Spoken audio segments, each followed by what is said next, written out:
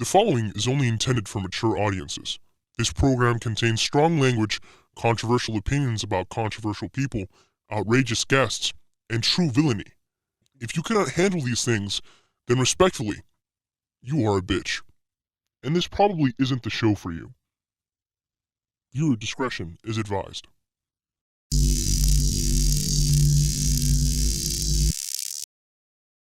Welcome back to the Supervillain Show. I'm your host, Injustis, your local supervillain. Thank y'all for tuning back in. Today, I got a very, very special guest in the building, in the studio. My guy, Angelhairjesus. What's good, bro? What's up, bro? You can call me Freedom, like throughout it. Freedom? Yeah. Copy. So to start it off, bro, I need to know where did the name Angelhairjesus come from? Like realistically, it has so many meanings to me, and it's all gonna come out in the next like couple months. You're gonna see a lot of product that really embraces that name, but at its core, it's just wanting to be like the most inspirational person that you can be. Okay, yeah, that's really how it is. I feel you want niggas like praying to you and shit, right? No, I don't want to take it too far, but it really is like the idea. People want to be an idol. Like I don't know many people who get into like music, into anything creative, and not want to be the best at what they do. And if you don't, then that's crazy. I feel like some people don't though. Yeah, and you could tell. You could just see that in a lot of people's work. Like a lot of people just want to come in, get a bag, and then go. I mean, as far as like being an idol, some niggas, yeah, they want to be like the best, but there's also some niggas who, yeah, they want to be an idol, but like just for it. Strictly off the clout, like just off the attention and shit. Yeah, no, I need to be in a position like, it's not to sound like gay at all, but I love the idea of like being like a Steve Jobs. Mm-hmm. Like I want to be on top in so many fields that it affects everything. It affects every art form. It affects everybody's daily life. Like I want to have an imprint like that personally. Yeah, I feel like all creators have that in them. Like they want to be the For Steve sure. Jobs, Kanye West type. You know, like just like complete innovator. Like yeah, and that's what they came out to do. They set up something so when you're in the future, you could look back and use those tools to move forward. Mm-hmm. They had like it's just forward thinking. Like you just have to have forward thinking. Yeah, for sure. Where you from, bro? I'm in Jersey. I don't want to dox myself, but you know, I'd be around North Jersey back and forth. You know? I feel. Yeah. Me too. You born and raised in Jersey, or are you from? Yeah, I was born in Newark. Okay, word. That's what's what's up. there. That's what's up. How'd you start making music? I definitely always had a passion for music. Like when I was younger, I was definitely in a lot of choirs. Like my parents put me in that shit, so I was musically inclined. My mom, For like church and shit. Yeah, it was like a state choir, but yeah, it was mostly in churches and stuff like that. Okay. Word. My mom was a backup dancer. My dad was a backup singer. So like that, I've been raised on like just performance. So you were raised in music performance, for real. literally. So that's just my blood. Word. So that's a big thing for you too. Like it's not just the music; it's like the whole performance and everything. It's the character. It's like outside of the music. It's being a whole being, a whole idea. Word. Who'd you grow up listening to? That's crazy. Like I listened to from like the very beginning. It was a lot of like Wu-Tang, Method. You know the song Method Man? Yeah. That was like the first rap song I ever heard in my life. And if you hear that intro as a child, that's crazy. That's it showed me like a different side of hip hop once I started like really delving in. Like, starting off with Wu-Tang is kind of crazy. It used to scare me. I told my dad to take it off my MP3. It used to scare you? I was so scared because I put your nuts on the dresser, just the nuts. Nah, that's an insane start. That's an insane. But it started to mellow out. Like my dad put me on the Big Pun like pretty early as well. So it showed me like the lyricism. It showed me that like, you know, Puerto Ricans were in that game because I really didn't know a lot. It was just. Oh, you're Puerto Rican? Yeah. Oh, but I'm not gonna like rap like I speak Spanish though. Yeah, you cool. I don't really speak Spanish. Nah, that's what I'm saying. It's only Puerto Ricans too. We're whitewashed low key. Low key. But niggas say that a lot about like Puerto Ricans, like they don't speak Spanish. Nah, yeah, they look at me crazy, but I think that really stuck with me for a while. But that shit really shouldn't affect much. Nah, yeah, for sure. But I'm kind of tight. Like, damn, like I fit the fucking stereotype, bro. Like, nah, it's crazy because you can't really hang like super white because they're gonna look at you crazy. And if you hang around all the black kids, you're always gonna be like the one out. That's just like wow. That's a fact. That's a fact, bro. Nah, but yeah, I definitely agree with you on that point. So like, yeah, starting with Method Man is crazy. But then you started listening to Big Pun. Any like newer artists you listen to? Like today? Oh, that goes crazy. I love Lancey Foe. I love BK the Ruler, Matt Ox. BK the Ruler's dope. BK the Ruler's crazy. She just dropped 2 singles yesterday, mad spacey shit. But no, super crazy. Matt Ox too? Yeah, Matt Ox is crazy. People What? You gonna say something? Damn. Now, I remember hearing his first song, the shit in he filmed like the bodega. The fidget spinner thing? Yeah, and then he dropped what was that song? Who was it with? X. Yeah, it was with I know there was the X song, and then he dropped like this other single. I forgot who it was with. But yeah, Jet Lag with Chief Keef. Jet Lag, yes, bro. God damn, jet bro. lag. No, his flows are. That's what I'm saying. He's a one. His sound is crazy. That's what I cling to, especially in new music. Is I want to find somebody who has a sound that's completely different, even if it's abrasive, even if it's not like what's hot right now. Yeah. Like I love people who are forward thinking still. Yeah, and I mean, I could see that in your music too. You're definitely your sound is definitely different. How would you describe your sound to someone who hasn't listened to your music? Like I want to say that it's exactly what I think hip hop is going towards. Like exactly what I think rap is going towards. Where it's no longer about like who is the best rapper, who has like the craziest lyrics. It's about who can make the best product. Like who's making art that's gonna stand the test of time. And I'm like super melody heavy. And I think that's where a lot of my shit is. I like shit that just catches your ear and you'll just keep singing it on and on. That's definitely where rap is going. Super. I think even like conscious rappers like Sabo or even like J. Cole, everybody's singing now. Yeah, they're pushing the melody crazy. They're pushing niggas that can't sing even be singing. Yeah, and that's how they weren't. I feel like rap wouldn't have survived if that was like a limit where you just had to rap, you just had to do shit. But yeah, no, I think melody is what's carrying the future. There's evolution in everything, bro. As far as hip hop though, I feel like we're entering a time where like there's gonna be like subgenres. Oh, we're already past like it. There's no like concrete subgenres. Though. Yeah, exactly. There's no concrete subgenres, but you could look at like people like Tizo Touchdown. You could look at people like X, and you could look at I would even say Lancey Foe is stepping in that territory where it's becoming genreless. Like we're evolving into it's almost like a plague. It's just taking over every genre and finding its like place in it. Yeah. Here, shout out to BNR. That's where we're recording right now. This is an alt hip hop station. Alternative hip hop. So like we would have niggas like some Tizo Touchdown or like X or Tyler. But those three niggas that I just named I don't think are in the same genre. Not at all. In music. So I feel like there needs to be like a bunch of new subgenres in hip hop. It's hard but it's gonna be hard to like define it clearly. Because I mean you could go into like the most basic form, like you can call country rap like the Lil Nas X shit, or you can call Young like Gravy. Yeah. You know, fuck with Young Gravy, bro? No, my boys fuck with Young Gravy, but it was just like I like music that's just meant to be like the best music, and I feel like he's relying on like funny shit. Okay, like the flow is crazy. Like he does rap, and I won't ever say he's not a good rapper, but like just song wise, I'm not like going, man, I want to listen to Young Gravy. I feel you. I definitely feel. My boy Raph does though. Raph definitely thinks that. Raph be hearing this. Young Gravy. Yeah, he actually fucks with Young Gravy. Gravy. I also think that like all genres are kind of hip hop now. I think all genres take from hip hop for sure. And same thing with hip hop. I think everyone now kind of blends in different genres and shit too. Yeah, like if DaBaby's on a Dua Lipa song, you know for a fact that like I would hate that though. It exists. I would absolutely hate that. It exists. Yeah, it's whatever. It's like it's very much a called in like feature. Like they weren't like, oh man, DaBaby needs to be on this song. But like that's what hip hop is. Like I feel like that's pop now. Like I feel like back in the day there used to be like a sound that was pop, like kind of like what The Weeknd does now. Now I think pop is just like the shit that you think you'd hear on the radio. Yeah, it's like Target. It's like you go into Target and you just hear that. Like Target music for sure. Super. Forever 21 music shit like that. I mean, it's a bag. Like don't get me wrong. Like they're definitely making it somehow, but the music itself is like whatever. Yeah, I guess you need that too. Not everyone, 35-year-old mom's not listening to Tizo Touchdown. Not yet. Not yet. I think 100% there's the potential for it. Like a bunch of moms heard EXO Tour Life. That's true. That's what I'm saying. So like it's gonna find its place. It's so weird when songs like that got like the general population singing it. I don't understand how exactly, but it just happens, bro. It has that appeal. Like I can hear it and I'm like, oh man, I want to sing along, I want to move, but the content of the song is crazy. It's the youth, bro. The youth. Like, I don't think there's any Juice WRLD song that should be like super popular because they're all about doing like heavy drugs, like heavy drug use for sure. Yeah, no, for sure.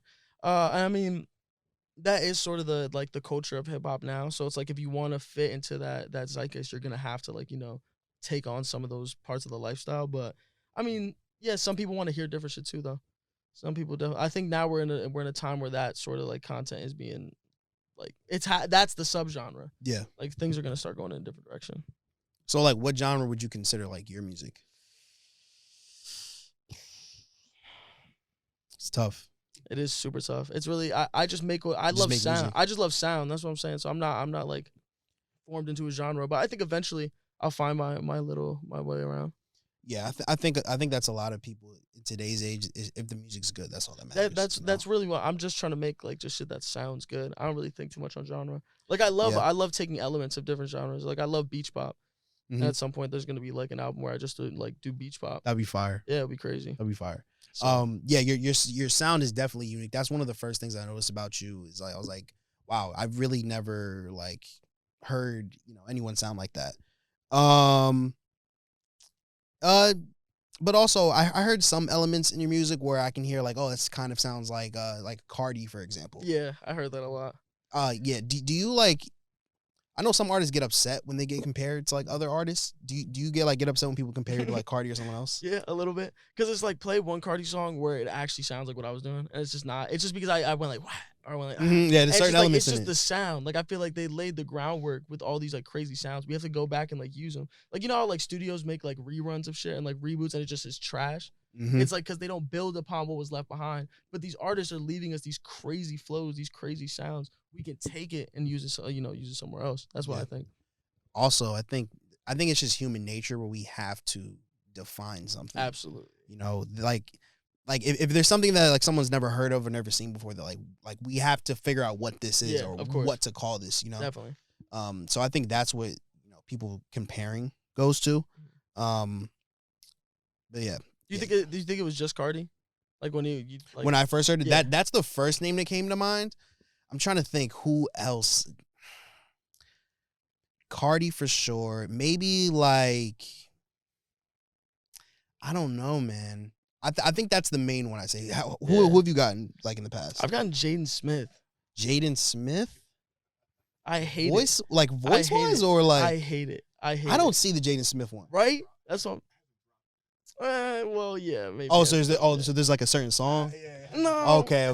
But I've heard it a few times. Maybe all right. Maybe when the song in drops previous, like way before in 2017, I heard that. So that's why I wanted to know if you could hear that in my tone. But okay, word. How long you been doing music? Like just making solo stuff. Definitely like late 2017. Then I took like a huge hiatus to this like last drop. But I was writing like around 16 because I would just stay after school with like my one friend, and we would literally just rap. We would just do rap stuff. So. Word. And you're currently like in like a rebrand kind of, right? Yeah, I think it's like this is or resurrection, I guess. Jesus. No, it really is me finding out like how to make music. Like it's beyond like before I was just rapping on like YouTube beats and stuff, and I was getting like regular music. Now it's like I'm getting to put myself into the like the sound, like what hits people's ears in every capacity. I guess that's one kind. I don't want to say. I guess it's kind of a negative thing about social media is like if you want like everyone when they start something they're not you're not gonna wake up one day and be Kanye West or like definitely not. But with social media you're kind of not allowed to fuck up, because all your old shit is on there. Like all my old content is ass now compared to like the shit I do now, but like it's still there. You feel me? It's like did you do like the whole sweep? Like you deleted it? Yeah. I think that's necessary. I when you want to push forward, the dead weight gotta go. So it's like if I'm not on that sound at all, there's no point in me like relating to the sound. Maybe one day I'll come out with like a remastered version of all my stuff and like maybe go down that road again. But like right now, I think like the sound is what it is. So I have to have it like personalized to that sound. Yeah, I feel you. To kind of like turn to a different topic, I peeped on your Twitter bio. It says Hunter Schafer fan account. So I want to know. I know you were talking about Euphoria earlier. Are you caught up? Yeah. So how'd you feel about the last season? That shit, it was all over the place. It was all over. It hurt me because it was beautiful. There were some shots in there that were amazing. The cinematography is undefeated. Yeah, it really is. It's undefeated. But I think did you watch the last episode? Yeah. It was like, what was that? Like what was going? It was too much. It was too much and nothing at the same time. I think they went in some weird directions throughout the whole season. Mm-hmm. I think like different characters kind of got like left behind, like Kat. Yeah, super. But I heard that was personal stuff. Was it? Yeah, she beefed with the director over something. Like they like spat and they actually like wrote her out like the script. That's what I heard though. That was actually kind of crazy. Yeah, that's why because she's like really out. Like she has like one scene to herself. I feel like like maybe 2 seats to herself the whole season. Yeah, they really said like fuck her character. Yeah, super. But yeah, and then who's the other nigga? McKay. Yeah, but I heard it's because like he won't get vaxxed or something. Oh, is that really? That's what I heard. I don't know. Allegedly, don't come for me. Yeah. But yeah, I thought it picked up like once that like episode with Rue running around and shit, which was cool, which was crazy. Like definitely. It had potential to just like just end on a high note, and it went flat. And now you're not gonna see that shit for 2 more years. That I think that's the main thing, because there was some highs in it. Like Lexi's play was crazy. Yeah, I did like that. I heard that like that episode specifically, Drake directed that. Okay. Yeah, he produced on the whole. He produced the whole first season, right? Yeah, but I heard he was really hands on in that. And like the ending, like this is supposed to be, at least what I got from it, besides like even with the heavy drug, it's supposed to be like a quote unquote relatable teenage show. And this nigga Ashtray turned to 50 Cent. He was like 12 years old. I looked at that and I had to like do a double take. I'm like, is this really happening right now? Like, that's crazy. He's like, yo, but I mean, respectfully, I'm not gonna, I don't know should I say anything about it? I don't want to spoil it for people in case they're really just waiting. Spoiler alert. All right, I'll put timestamps or whatever. Nah, he popped that dude in the face. Yeah. So I was like, yeah, if I was a cop, I'd be like, okay, yeah, maybe he's dangerous. Maybe he's a little dangerous. He had an AR-15 in his hand. Do you understand how crazy that is? At the end of the day, that's a fucking kid, bro. He had like 6 guns in there. He had all loaded. Guns. He could have dropped one, picked up, kept going. Like no. OD guns, bro. Too much. That was wild in the last episode. I thought that like the fucking 10-minute Dominic Fike song, bro. Garbage. I didn't need all that shit either. Nah. Like you could have kept a smooth 45 seconds of that. Yeah, really. Like you could have been. And he said, "This is a song I'm working on." That shit was a whole 4 minutes and like 57 seconds, bro. Like, and like it's not that like they cut to other shit. Like they could have done like a montage of, like with other shit in it. It was straight that song. It was Rue. It was Dominic Fike. Dominic Fike, and that was it for that whole time. Yeah, I heard niggas say that like he didn't get paid for Euphoria, so that was his free promo. Yeah, doing that song. That's crazy. I think he dropped it too. Yeah, I'm sure he has to drop it. Yeah. Oh yeah, Zendaya's on it. Yeah. Word. I know like that last song at the end was Zendaya. I didn't even get to the credits. I literally actually. You turned that shit off? No, I was like, oh fuck. I was like, what the hell? That shit was trash. Yeah, I feel that. I think that's the worst part is we're gonna have to wait a whole 2 years. I don't know if I'm gonna be invested. I don't know if I want to go back. I really don't know if I want to go back to that. I don't know either, especially since like I think a lot of the cast gonna be gone. Because 2 years, because I think a lot of the cast, this was like their breakout role. Mm-hmm. So now everyone's gonna want them in the movie. Yeah, and I don't know what they're gonna do. Like they're getting to a point that they can't be high school forever. They can't be high school forever. Those are all grown ass niggas. Yeah, grown ass adults playing high schoolers, bro. Yeah, like Nate's crazy. He looks like an NFL player. Yo, for real, bro. Like, yeah, he's no way that kid is a senior or junior or whatever he's supposed to be. Yeah, and Alexa Demi or something. Isn't she like 30? She's 32 years old. That's crazy though. She fine. Yeah, but that's still crazy. Yeah. That's still crazy as fuck. Sure. But yeah, 2 years is I don't know. We'll see. I don't think I'm gonna be that invested either. Yeah, definitely not. Atlanta though this month. That's this month, right? 25th. I'm hyped for that. I watched the trailer actually. I'm hyped for that. And what I like what they did is they recorded like 2 seasons. So we're gonna get the season, and then it's not gonna be that long before we get the next. They better. They really better. They really better. If they're just sitting on that, I would be so upset. Yeah, so upset. Yeah, I think they're only having 2 more seasons though, right? I have no clue. I don't know. Makes sense. Yeah, that makes sense. Huh? Atlanta's crazy though. Atlanta's dope.